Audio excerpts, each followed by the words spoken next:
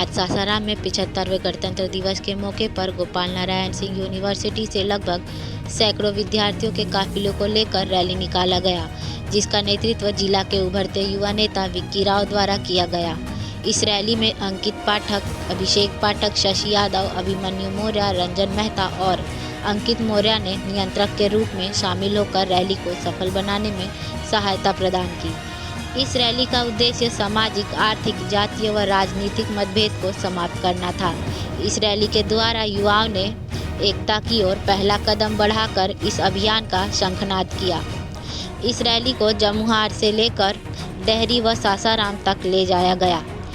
इस पावन अवसर पर युवा नेता विक्की राव ने बाबा साहब भीमराव अंबेडकर जी को याद करते हुए उन्हें पुष्प समर्पित किए। विक्की राव ने कहा कि यह तो एकता की ओर बढ़ने का शुरुआत मात्र है। देश के अंदर से भेदभाव मिटाने के लिए हम आगे भी इसी प्रकार प्रयास करते रहेंगे। सिर्फ हमारे तरफ से रैली नहीं निकाला गया है। आज गणतंत्र दिवस है और 75वां गणतंत्र दिवस है और जमुहार के सारे स्टूडेंट्स, हर कास्ट के स्टूडेंट थे। इन रैली निकालने का मेन मकसद था कि जो आपसी जात पात का भेदभाव था उसको मिटाना है और सिर्फ जात पात का भेदभाव, उस स्तर से सामाजिक भेदभाव नहीं मिटाना था। इसको राजनीतिक स्तर पर भी भेदभाव मिटाना है और मानसिक स्तर पर भी भेदभाव मिटाना है। इस उद्देश्य के साथ हम गांव-गांव भी भ्रमण करके आए हैं, लोगों को जागरूक किए हैं। जिनके मन में जातिवाद का जहर घोला जा रहा है उनको हम लोगों ने समझाया है और आके अभी आपके सामने पेशी कर रहे हैं हम लोग। ये हमारे पीछे बाबा साहब का जो संविधान के निर्माता है उनकी मूर्ति है और गर्व की बात है कि जो देश है राजशाही से ख़त्म होकर लोकतंत्र से चलता है। वहाँ सब सारा जनता एक समान है और इसी को आगे रखकर हमने कोशिश किया था कि हमारी रैली होए और वैसे ही उसी तरह से ये भव्य रैली निकाली गई और बहुत ही अच्छी रही रैली। आप देख रहे हैं कि जिस प्रकार से दलितों को टोला में जाके उन्हीं के नेता उनको गंदे तरीके से उल्टा पुल्टा समझा के उनको किस प्रकार से राजनीतिक स्तर पर उनको उपयोग कर रहे हैं, दुरुपयोग कर रहे हैं, सिर्फ अपनी सत्ता के लिए, अपने आने वाले बेटा के लिए, अपने आने वाली पीढ़ी के लिए। आज भी वो मानसिक गुलाम है।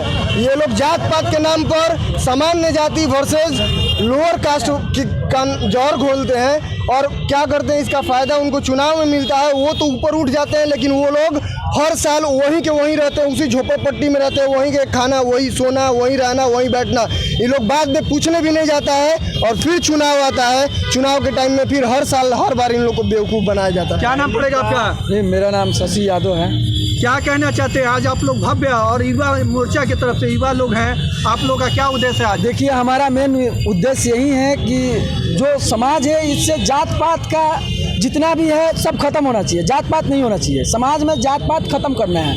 हमारे युवा जितने भी युवा हमारे निकाले थे रैली, ये सब लोग अलग अलग वर्ग से आने वाले हैं, कोई एक जाति का नहीं है। जात पात से आज़ादी मेन है। आज गणतंत्र दिवस है, बाबा भीमराव अंबेडकर हमारे हैं, इनको हम लोग साक्षी मानकर आज यही शपथ लेते हैं कि जात पात अपने समाज से हम लोग खत्म करेंगे।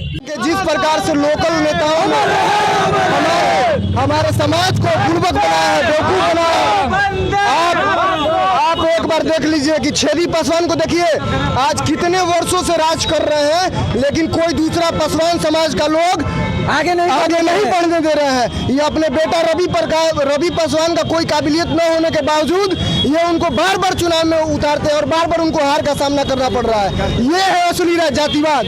इसको भेदभाव को हम लोग मिटाने का प्रयास कर रहे हैं। आज बाबा साहब के माध्यम से बाबा साहब ने बोला था कि जिस दिन हमारी पीढ़ी राजनीति में, संविधान में, जिस राजनीति में, लोकसभा में, विधानसभा में मेरा हक मिलने लगेगा बराबर का, उस दिन हम समझेंगे हमारी पीढ़ी ऊपर हो गई। लेकिन आज भी उनका हक वहीं पे झोपड़पट्टी में रह रहा है, उनको कोई हक नहीं दिया जा रहा है। ये सारी नेत्री अपने आने वाली पीढ़ी के लिए काम कर रहे हैं, ना कि किसी गरीब समुदाय के लिए काम कर रहे हैं। जब चुनाव आता है तो हर बार ये लोग जाते हैं और बार बार गरीबों को वही भेदभाव मन में डालते हैं कि आपका लड़ाई सवर्णों से, आपका लड़ाई फलाने से है, लेकिन असल में इनको अपनी राजनीति की रोटी सेकना, अपने आने वाली पीढ़ी के लिए राजनीति सेकना है। इनको इसी मानसिकता को समझाने के लिए हम लोग निकले थे और इसको समझाने में हम लोग तब तक कामयाब होंगे, हम लोग तब तक नहीं रुकेंगे जब तक ये कामयाब हो न जाए।